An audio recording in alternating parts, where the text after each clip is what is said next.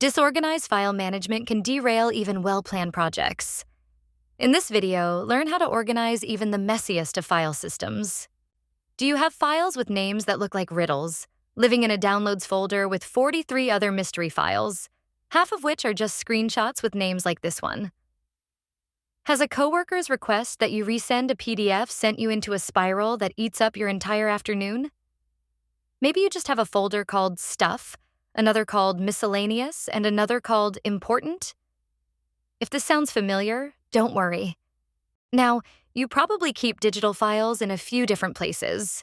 Maybe your Google Drive, your desktop, your Downloads folder, or even some random USB stick from 2017.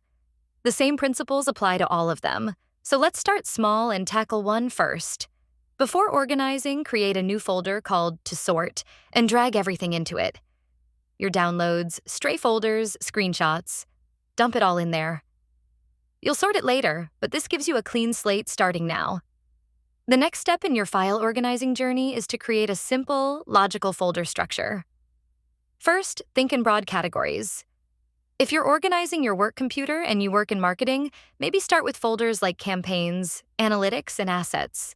If you're in product development, maybe it's designs, specs, and launch plans. Think of these top-level folders like the big signs in a grocery store. The file names should be just enough to guide you in the right direction, without making you stop and read 30 different labels. At this first level, try to have somewhere between 5 and 10 folders. Any more than 10, and you might find yourself back where you started, with a mess. Now it's time to create subfolders. Think about how you naturally group your work or life into smaller parts. Maybe in your projects folder, you create subfolders for each quarter. Or maybe it makes more sense to go by project or client name. If you're sorting personal files, you might break your finances into folders like taxes, receipts, and budgets. Or if you're organizing creative work, maybe it's writing, photos, and video projects. Once you have a basic file structure in place, you can start dropping unsorted files into subfolders. But when you do that, you'll also want to rename them using logical naming conventions.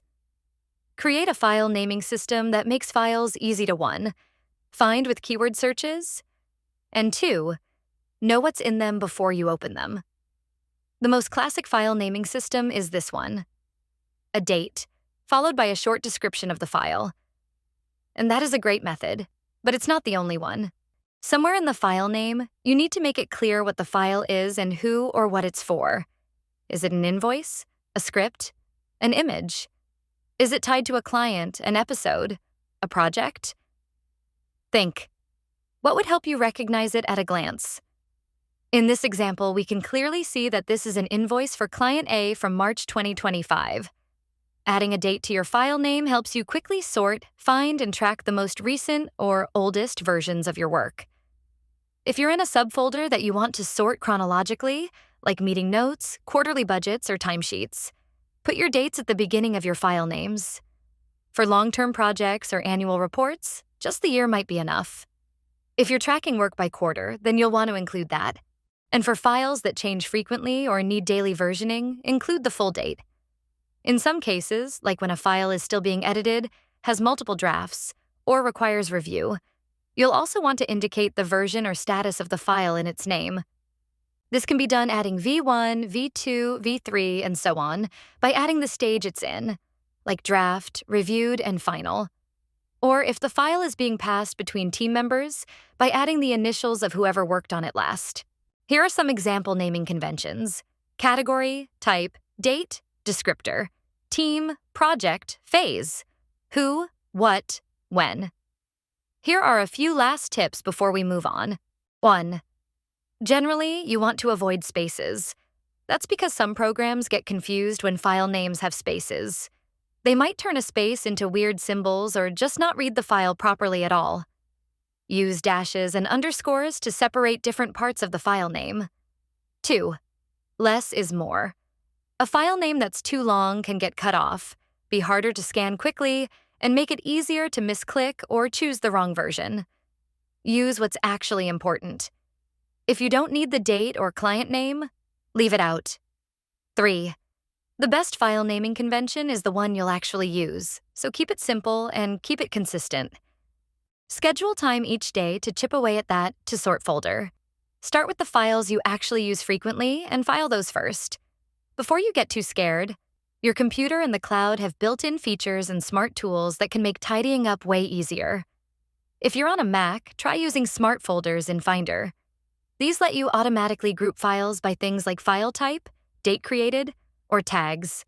You can also use Spotlight tags to label files with keywords like invoice, urgent, or archive. Then just search by tag whenever you need something fast. Quick access lets you pin your most used folders to the top. And if you like visual organization, you can rename folders with color-coded emojis. If your files live in the cloud, Google Drive and SharePoint have great tools too. Now that all your files are squeaky clean, it's time to get into maintenance mode. Set a weekly calendar reminder where you spend just 10 minutes filing or archiving stuff from the week. When your computer desktop is clean and organized, it clears mental space, reduces stress, and makes everything easier to find. You can also keep all your files and docs associated with projects in Smartsheet. When teams can easily find the files need to get work done, there's no telling how much more they can accomplish in the same amount of time.